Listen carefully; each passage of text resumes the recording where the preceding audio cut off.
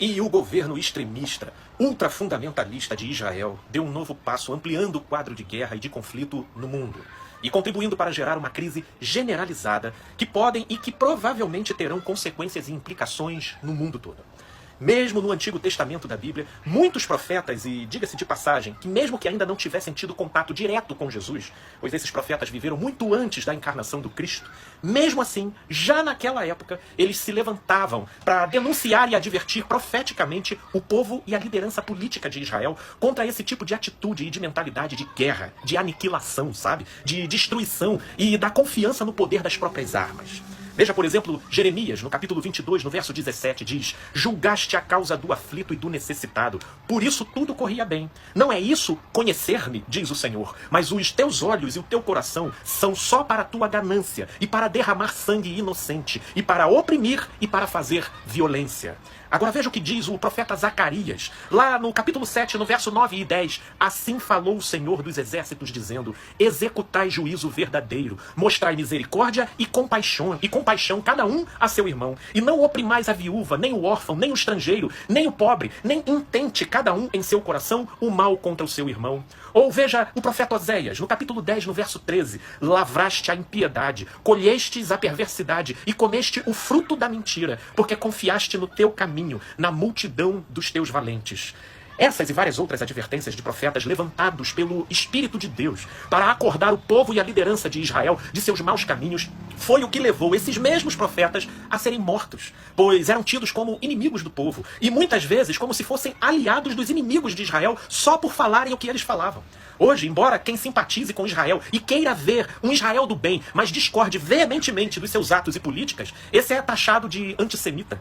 Isso porque passaram-se anos e até séculos, e mesmo depois da encarnação do Cristo, o príncipe da paz, Israel, nessa aflição sionista, novamente, de novo e outra vez, se entrega a uma ganância expansionista, atropelando todos os limites, pudores e razoabilidades possíveis, e novamente taxando de antissemita ou inimigo do povo qualquer voz que se levante contra as suas pretensões e obstinações. Agora, tão trágico, ou até pior do que tudo isso, são os evangélicos ao redor do mundo, mas principalmente aqui no Brasil, doutrinados por uma verdadeira lavagem cerebral escatológica, e por isso tomado por certezas alienadas e diabólicas, como se eles já soubessem exatamente tudo o que vai acontecer nos últimos dias, a ordem das coisas e a maneira exata como tudo vai acontecer. E se dizendo cristãos, mas negligenciando totalmente a essência da mensagem de Jesus, eles fazem da guerra um grande espetáculo, um coliseu romano, fazendo torcida entre os envolvidos na batalha como se fossem times de futebol, querendo e desejando mesmo que um esmague o outro. Tudo por causa dessas teorias dispensacionalistas, ou tribulacionistas, ou pré-tribulacionistas, e por aí vai. Apesar da aliança de Deus com Israel, isso nunca impediu que Deus repreendesse e castigasse Israel por suas loucuras e injustiças. E isso nunca desfez a aliança de Deus com esse povo, e nem fez de Deus um antissemita. Mas os que se dizem seguidores de Jesus, mesmo que Israel esteja fazendo completamente o contrário do que Jesus ensinou e exemplificou, mesmo assim eles apoiam Israel pelo simples fato de Israel ser um povo mencionado na Bíblia, no livro sagrado, no livro que eles idolatram, mas não entendem a mensagem. E aí, ora porque Israel é Israel, ou ora porque eles acham que tudo isso precisa acontecer para Jesus voltar, conforme suas certezas escatológicas, viciadas e alienadas, mesmo que famílias estejam sendo divididas e massacradas, mesmo que crianças estejam morrendo de fome, sendo mutiladas e trucidadas, mesmo que toda sorte de horrores estejam sendo perpetrados sobre gente inocente e indefeso, os ditos cristãos ficam aí torcendo para o circo pegar fogo e ainda apoiando o opressor e dizendo que isso é obra de Deus e que está abençoando isso tudo. Meu Deus do céu, é doentio o negócio. Deixa eu dizer uma coisa para vocês aqui que seguem o meu canal. Em Romanos, no capítulo 9, do verso 6 ao verso 8, o apóstolo Paulo explica que o verdadeiro Israel de Deus não é a descendência genética de Abraão, mas sim os que creram na promessa.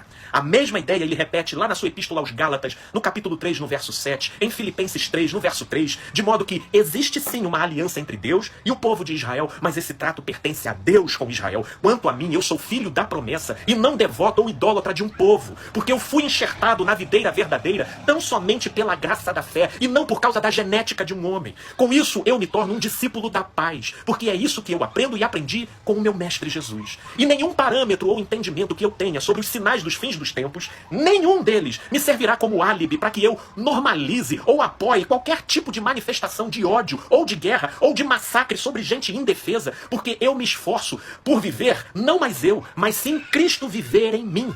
E minha oração, minha gente, é para que Deus intervenha nos tronos da ganância e do ódio, principalmente em Israel, derrubando-os e devolvendo a paz para aquela região. Essa é a vocação de todo verdadeiro cristão, orar pela paz. Vamos juntos? Paz e luz, meus amigos e amigas.